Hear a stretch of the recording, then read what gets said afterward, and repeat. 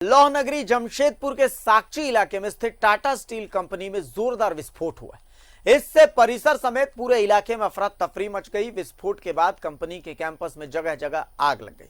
आग को बुझाने के लिए 3-4 दमकल की गाड़ियों को लगाया गया। कंपनी ने इसे एक माइनर विस्फोट बताया है। इस घटना के संबंध में कंपनी ने प्रेस रिलीज जारी कर बताया कि एक फोरमैन और एक अनुबंध कर्मचारी मामूली रूप से जल गए, जिनका इलाज करा दिया गया, जिसके बाद वो काम पर लौट गए।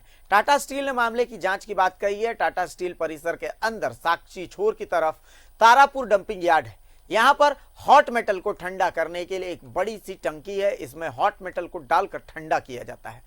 कभी अगर टंकी में पानी रह जाता है तो इससे काफी प्रेशर रिलीज होता है और यह प्रेशर आवाज के साथ ऊपर उठता है, और यही हुआ। तो जमशेदपुर से हमारे साथ अन्नी अमृता जुड़ी हुई हैं और हम सीधा रुख करते हैं अन्नी अमृता का। अन्नी, इस विस्फोट को अगर हम समझने की कोशिश करें तो एक माइनर एक्सीडेंट कहा जा रहा है कि ये एक माइनर एक्सीडेंट था। क्या ये माइनर एक्सीडेंट था? हुआ क्या वहां पर? अफरा तफरी क्यों मची? अन्नी। बिल्कुल अभिषेक, ये वास्तव में क्या था ये तो टाटा स्टील में जो जांच कमेटी जो बनेगी, जो जांच करेगी, वही क्लियरली बता सकती है। प्रथम दृष्टया टाटा स्टील ने इसे एक माइनर विस्फोट बताते हुए प्रेस रिलीज जारी किया। उन्होंने ये भी बताया कि उन्होंने बहुत सूझबूझ से इसको काबू पाया। सही बात है, सूझबूझ से काबू जरूर पाया, लेकिन इसमें दो पहलू है अभिषेक। पहली बात कि अंदर भी 2 लोग जख्मी हुए। पहले तो एक की बात भी नहीं मान रहे थे लोग, बाद में अब ये प्रेस रिलीज जारी कर बता रहे हैं कि 2 लोग जख्मी हुए हैं। तो कहीं ना कहीं खतरा तो टला है। एक हादसा जो और बड़ा हो सकता था वो टला है। लेकिन अगर इसको वैसे देखें कि हाँ मामूली रूप से जख्मी हुए तो आप उसकी सूझबूझ की दाद दे सकते हैं। लेकिन ये घटना अगर आमतौर पर होती रहती है, अगर ये जो गर्म जहां पर मॉइस्चर बताया गया है प्रेस रिलीज में, जो आप याद कीजिए पहली प्रेस रिलीज में ये कारण बताया गया है टाटा स्टील की तरफ से कि जो लॉ अयस्क जो उसको डाला जा रहा था उसमें गर्म लोहा, और वहां पर मॉइस्चर था या पानी रहा होगा, जिस वजह से ये विस्फोट हुआ।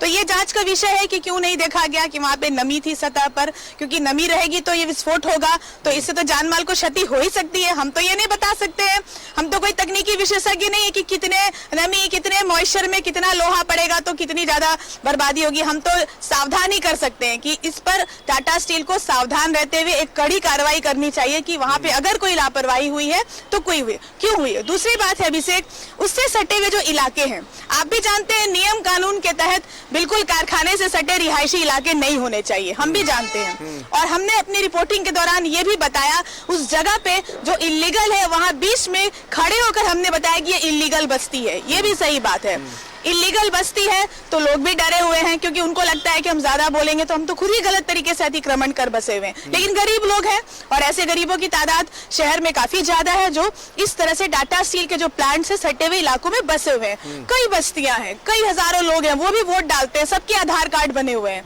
ये बहुत बड़ा इशू है। आज जो विस्फोट हुआ वहां पे लोगों ने बताया कि इस तरह से आवाजें आती रहती हैं। जाहिर है कि वहां पे जब इस तरह की गतिविधियां हैं तो आवाज होगी ही, जब लोहा डाला जाएगा ये होता रहता है। लेकिन आज कुछ ज्यादा बड़ा हो गया और बोल्डर जो है घर पर आ गए। और बोल्डर जो हमारे चैनल पे जो महिला दिखा रही थी, उस बोल्डर से आप देख रहे थे अभिषेक कि किसी के सर पे लगता तो सर फट सकता था। तो अब हम उस बोल्डर को गिने और बताएंगे कितने लोगों के सर फट सकते थे।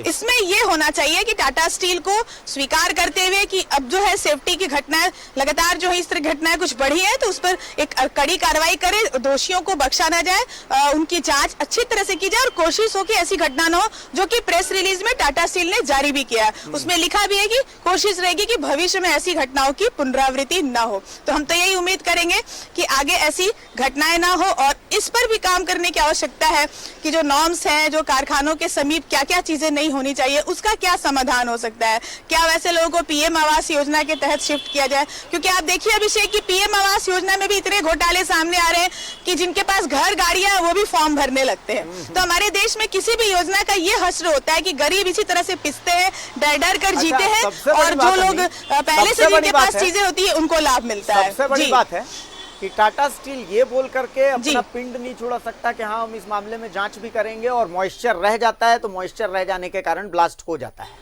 सवाल ये उठता है कि टाटा स्टील को, जैसा कि हम जानते हैं कि टाटा स्टील एक जिम्मेदार कंपनी है, सिक्योरिटी को लेकर के, अपने वर्कर्स के सुरक्षा को लेकर के कंपनी काफी गंभीर रहती है और रहना भी चाहिए।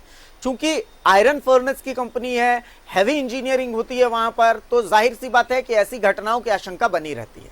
तो ये तो तय है कि यहां पर किसी न किसी की चूक है, और हम तो यही कहेंगे कि भाई टाटा स्टील की चूक है कि कहीं ना कहीं आप भाई वहां पर, बिल्कुल आपका पॉइंट सही है कि भाई वहां पर मॉइस्चर आया कैसे, सबसे पहले तो जांच इसकी होनी चाहिए। हमारे लिए तो ये पॉसिबल नहीं है कि वो बोल्डर्स गिरे हैं तो किसके किसके सर पर कितने बोल्डर्स गिर सकते हैं, तो वो हम गिन करके बताएं। हाँ, लेकिन ये जरूर है कि टाटा स्टील को अगर ऐसा लगता है कि इस तरह की जवाबदेही से वो बच जाएगी एक प्रेस रिलीज जारी करके, तो ये तो संभव नहीं है। एक बड़ा हादसा टल गया है और ये सच है, ये एक अकाट्य सच है। एक बहुत बड़ा हादसा हो सकता था अगर इसका जो मलबा है, जो छोटे छोटे बोल्डर्स हैं, वो बस्ती की तरफ और आगे जाते जहां पर रिहायशी इलाका है, या इधर जिधर जहां पर वर्कर्स ज्यादा हैं उस इलाके में अगर आते तो भी।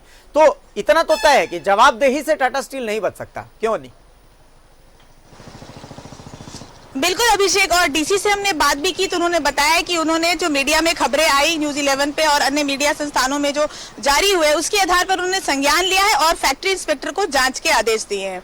अब जांच में क्या कुछ आगे निकलता है अभिषेक, लेकिन दरअसल अगर टाटा स्टील इस पर गहराई से जांच करे कि वहां पर अगर इस तरह की गतिविधियां लगातार हो रही हैं, ऐसा अक्सर अगर हो रहा है, तो आज जब ये बोल्डर के रूप में आसपास इसके छींटे पड़े हैं तो क्या आगे चलकर कुछ और बड़ा भी हो सकता है? ये तो खुद टाटा स्टील को देखना होगा।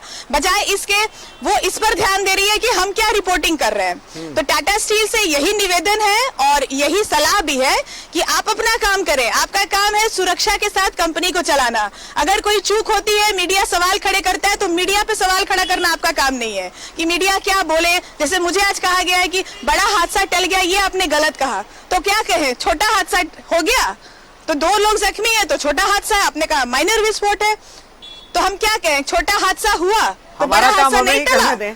हमारा काम हमें ही करने दें अभिषेक, हमारा काम हमें ही करने दें। इसको कौन मापेगा? तो जी, खबरों को छुपाने और मैनेज करने की जगह आप अपने आप को देखिए कि क्यों एक जिम्मेदार कंपनी में इस तरह की घटनाएं बढ़ रही हैं। हम कैसे इसको मामूली रूप से ले ले? एक पूरी बस्ती दहशत में आ गई, इतने जोर की आवाज आई, आपके 2 एम्प्लॉय जख्मी हुए, आप खुद बता रहे हैं। पहले आपने कहा 1, जब कुछ वेबसाइट ने 2 लिखा तो आप नाराज हुए, फिर आप खुद प्रेस रिलीज करके कह रहे हैं 2, तो यानी कि कहीं ना कहीं अब आप स्वीकार कर रहे हैं ना कि 2 लोग जख्मी हुए। ठीक है, वो मामूली हुए, बहुत अच्छी बात है, हम तो चाहते हैं कि ऐसी कोई घटना ना हो, और आप भी ऐसी ही कोशिश करें कि ऐसी घटना ना हो। आपको तुरंत संज्ञान लेकर के एक कड़ी इंक्वायरी टीम बनानी चाहिए अपने तरफ से, जो उन्होंने उसके संकेत भी दिए हैं अपने प्रेस रिलीज में, और हम उम्मीद करते हैं कि टाटा स्टील का प्रबंधन जो ये इंक्वायरी टीम बिठाएगा वो अच्छी तरह से जांच करेगा और आगे ऐसी घटनाएं ना हो और इसके लिए पूरी कोशिश रहेगी। क्योंकि अब तक का जो इतिहास है अभिषेक बहुत अच्छा रहा है टाटा स्टील का, और सेफ्टी को लेकर के बहुत कंसर्न रहते हैं लोग। कुछ ये घटनाएं होनी स्वाभाविक है, पूरी दुनिया में होता है, यहाँ भी होंगे, लेकिन जब पिछले कुछ सालों का रिकॉर्ड देखेंगे, खुद MD Tata steel TV Narendran ने ये माना है कि हमें 0% पर आना होगा, हम कुछ घटनाएं हो रही हैं, उन्होंने खुद स्वीकार किया बड़ी ईमानदारी से कई बार। तो जब बड़ा अधिकारी कंपनी का कई बार इसको स्वीकार करके उस पर काम भी कर रहा हो, तो इस तरह से जब कोई घटनाएं हो तो उस पर जो है स्वीकार करके उस पर कार्रवाई करनी चाहिए। क्योंकि आज हाथ में हम बोल्डर दिखा रहे हैं, कल कुछ और दिखाने की नौबत ना आए। क्योंकि एक रिपोर्टर जब रिपोर्टिंग करता है तो उसके पास तमाम विजुअल्स होते हैं, तमाम प्रूफ्स होते हैं, उसको आप क्वेश्चन करेंगे बगैर जाने कि हम कैसे ये दिखा रहे हैं, क्योंकि हमारे पास कुछ है तो हम दिखा रहे हैं। तो यही सलाह है और हमें उम्मीद है कि टाटा स्टील की जांच और जो जिला प्रशासन की जांच है उससे जरूर कुछ सकारात्मक परिणाम आएंगे और आगे जो है इस तरह की घटनाओं पर अंकुश लगेगा। जी अभिषेक, बिल्कुल, और जिस तरीके से मैं तस्वीरों में देख सकता हूं, महिलाओं के हाथ में जो बोल्डर्स हैं तो साइज काफी बड़ा है उनका, और कुछ महिलाएं इशारे में बता रही हैं कि भाई उधर से आया, हमारा सर भी जख्मी हो सकता था, और तमाम तरह की चीजें। तो ये वो सवाल हैं जिनके जवाब देने के लिए कोई बाध्य नहीं है। टाटा स्टील खास करके बाध्य नहीं है, इसलिए बाध्य नहीं है कि भाई आपने जैसा कि बता दिया कि भाई ये एक ऐसी बस्ती है जो कि अधिकृत नहीं है, गैर अधिकृत बस्ती है, यहाँ पर लोग रह रहे हैं, लेकिन ये इनकी मजबूरी है। इंसानियत नाम की एक चीज होती है जिसमें कि जिसका कि ध्यान टाटा स्टील को रखना पड़ेगा, सबसे बड़ी चीज। दूसरा, एक और बात है कि जो लोग घायल हुए, 2 लोगों के घायल होने की खबर आई, तो किस हद तक घायल हुए? जाहिर सी बात है अगर वो वापस वर्क पर, काम पर लौट आए हैं तो बहुत ज्यादा घायल तो नहीं हुए हैं, लेकिन क्या ऑफिशियल प्रेस विज्ञप्ति में यह बताया गया कि किस हद तक वो घायल हुए हैं और किस तरीके का उनको इलाज प्रोवाइड किया गया, और आगे अगर ऐसी घटना की पुनरावृत्ति ना हो इसके लिए भी क्या कोई स्टेप्स लिए गए हैं? देखिए, जो नया अपडेट प्रेस रिलीज आया उसमें साफ साफ ये कहा गया है कि 2 जख्मी हुए हैं, एक कॉन्ट्रैक्ट लेबर है और एक फोरमैन है, और उंगली में कहीं पर थोड़ी सी जलन हुई है, मामूली रूप से जख्मी हुए। उनके फर्स्ट एड कर दी गई। जो आपको बता दें, टाटा स्टील कैंपस में ही छोटा सा अस्पताल है, फर्स्ट एड वहाँ पे होता है, जरूरत पड़ने पर टीएमएच लाया जाता है। तो ऐसी नौबत नहीं आई, वहाँ पे तमाम व्यवस्थाएं होती है और फिर वो वापस काम पर आ गए, तो ये भी बहुत अच्छी बात है। लेकिन ये ना हो कि फिर इस तरह की घटनाओं को लेकर सबक न लेते हुए इसको ईगो का प्रश्न बना दिया जाए कि हमने ये दिखा दिया या किसी मीडिया ने ये दिखा दिया। कोई मीडिया कुछ नहीं दिखा रहा है, जो दिख रहा है वही दिखा रहे हैं, और हम तो कैमरा वाले मीडिया है, हम कैमरा से अलग कुछ दिखा ही नहीं सकते हैं। जो कैमरा में दिखा हमने उसको दिखा दिया। आप हमें अंदर के विजुअल्स दे दीजिए, हम अंदर के भी दिखा देंगे। आप दे दीजिए हमें अंदर क्या हुआ, कहाँ उंगली में चोट लगी, वो भी हमको फोटो भेज दीजिए उसकी। हम तो बाहर ही दिखाएंगे ना, हमको तो आप बाहर खड़ा करके रखे हैं, बाहर कैंपस के बाहर, अंदर तो हम जा नहीं सकते हैं। तो हम तो बस्ती वालों से ही बात करेंगे। दिखाना तो हमारा कर्तव्य है, आप दिखा दीजिए। दिखाना तो हमारा कर्तव्य है। देखिए, हमारे घर की रोटी भाई यही दिखाने से चलती है, इस दिखाने में तो हम अपनी ईमानदारी बरतते हैं, जो है वो हम दिखा रहे हैं। चलिए, बहुत शुक्रिया अन्नी आपका इस तमाम जानकारी के लिए, इस तमाम चर्चा के लिए। जी जी, कुछ बोलना चाह रही, बोले अन्नी, बोले।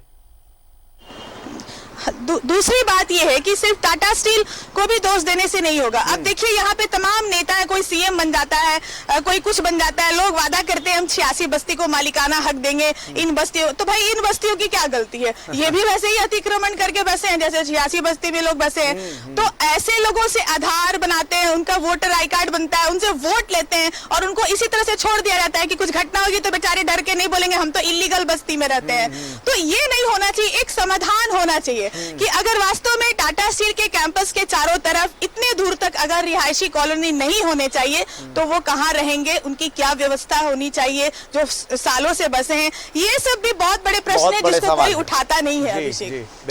इसको उठाने की जरूरत है। चलिए, बहुत शुक्रिया। ये सिर्फ एक घटना नहीं है, इस घटना के कई मायने हैं। बिल्कुल बिल्कुल बिल्कुल। चलिए, बहुत शुक्रिया। थोड़ा समय का अभाव है हमारे पास, जिस कारण से ये बात ऐसी है कि बहुत लंबी खिंच जाएगी, और ये बात है, सवाल भी ऐसे हैं जिन सवालों के जवाब शायद हम ढूंढने निकले तो सब बेनकाब हो जाएंगे। तो फिलहाल इन सवालों को अभी पर्दे में ही रहने देते हैं, और जो सवाल फिलहाल सामने हैं, जो प्रत्यक्ष हैं, सिर्फ उन्हीं सवालों पर बात करते हैं। बहुत शुक्रिया अन्नी आपका इस तमाम चर्चा के